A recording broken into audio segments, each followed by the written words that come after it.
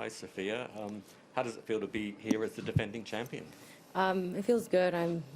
It's obviously a special tournament for me, and coming back here again, it's obviously brings back lots of memories. So I'm just super excited to be back here. Yep. You said earlier in the week that your focus this time would be on channeling your emotions a little bit more. How do you think you've handled that this week, and do you think that's set you up for next week? I mean, I think overall was good. I mean, yesterday, maybe not the best way I wanted to handle my emotions, but of course she played very well. All credits to her. She obviously came out, hungry for blood, I guess, to win. But I obviously did not mentally prepare so well, and obviously it affected me a little bit. But yeah, like I said, she played really well, and overall I'm happy with the way I handled everything. But like I said, I gotta get ready for AO, and I have to figure out how to handle my emotions there. There's been a number of withdrawals subsequent to your match. Do you feel like you've had the same level of preparation in terms of match play that some of the other players have had, that you'll be? Yeah, I think so. I mean, I played Abu Dhabi, and I was able to practice for 2 weeks, luckily. So I got a good amount of match play here. So, I mean, I'm not complaining about my results. Obviously, I wish it would have been better. But I guess I'm going to obviously use another day of practice before getting ready for AO. So we'll see. Matt? Sophia, yesterday I know it was a 6-2, 6-2 scoreline, but it was the most intense 6-2, 6-2 match I think I can see. What was your takeaway from it? What do you feel you did well, and what did you learn that you'd like to work on going forward? I mean, yeah, I mean, every point was a battle. I mean, the score obviously was 2-2, which is not the score that I wanted. I obviously wanted to win, but it was a really good match. I felt, she obviously played some really good tennis and, played some amazing shots. And I obviously was quite frustrated. I mean, you can see all over the pictures.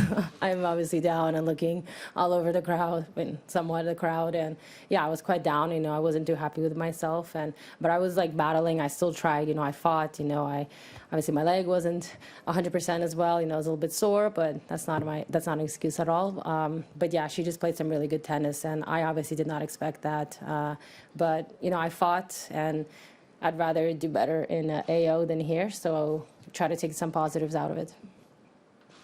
You just mentioned your leg. Like, how is that heading into this first one? Is it something that's going to niggle and affect you, or do you feel like you're good to go? I hope not, honestly. I mean, it was my left groin and my left glute. It was completely sore. I mean, I think I was rolling like a lot yesterday. Even before the match, I rolled probably like an hour before they even finished. I was just rolling. So with a thermic gun, I mean, it kind of got better, but it wasn't the best. But yeah, I mean, she obviously played well. So.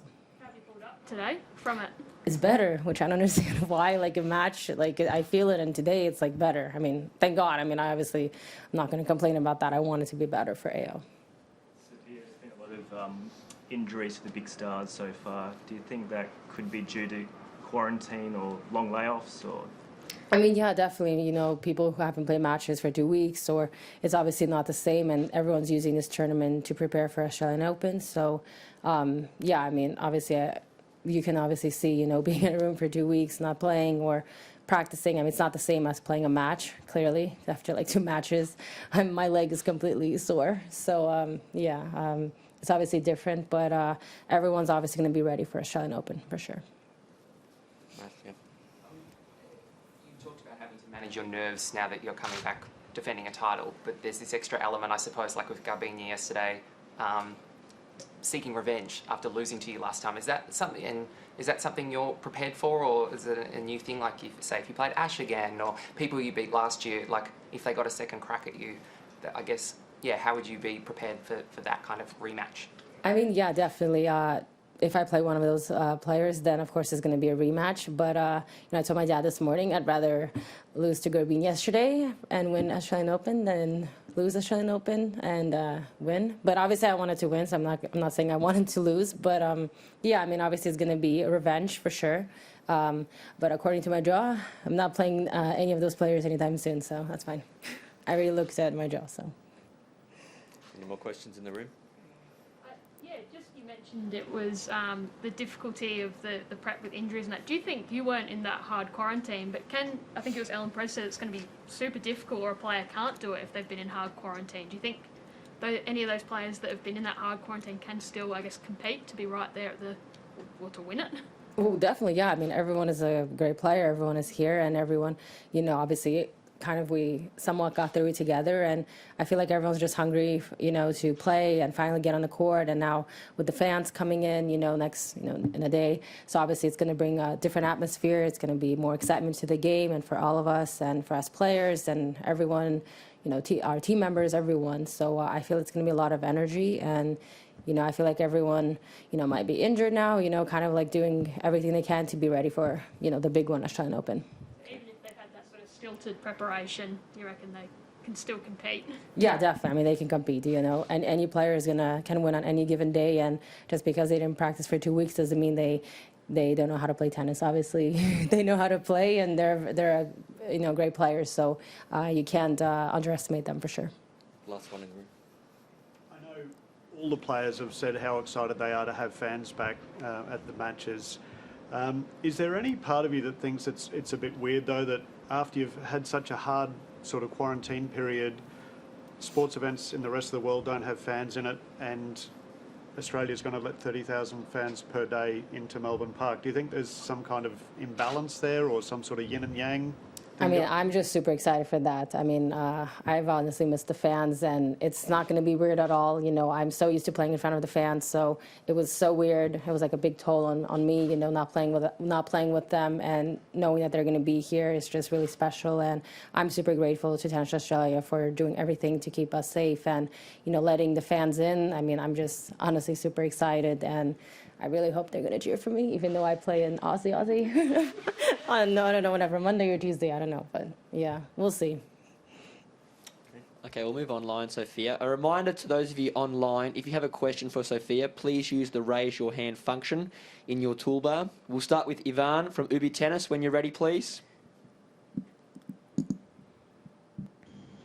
Hi, Sofia. How are you? Good. What do you know about your first opponent at the Australian Open? I played her at Maureen Connolly back in the old days. I lost to her, but that doesn't matter. That was feels like forever ago. I haven't seen her play. I don't know much about her. I don't really remember much from that match except that I lost. But I'm not gonna go into the match thinking that I lost. I'm just gonna go into the match playing my best game, hopefully. Okay, Courtney, next question, please. Yeah. Hey, Sonia, you said that you saw your draw already. Yeah. What are your thoughts?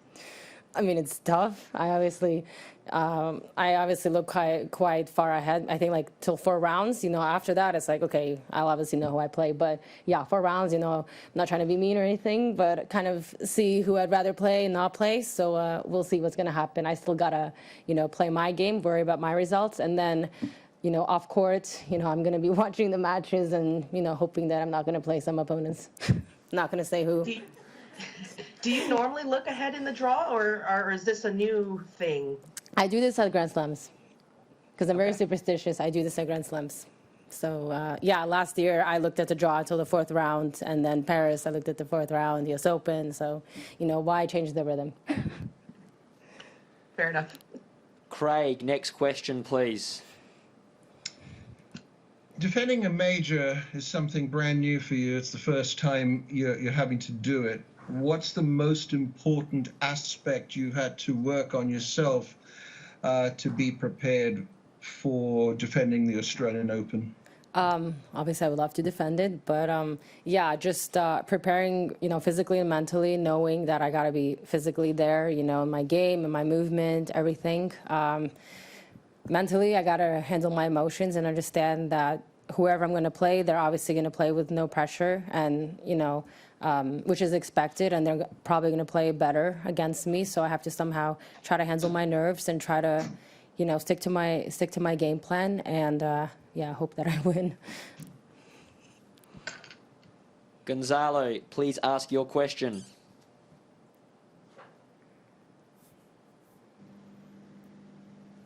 Hi, Sonia. How are you? Good. Well, thinking about United States has Serena Williams, Venus Williams, and you are really young yet.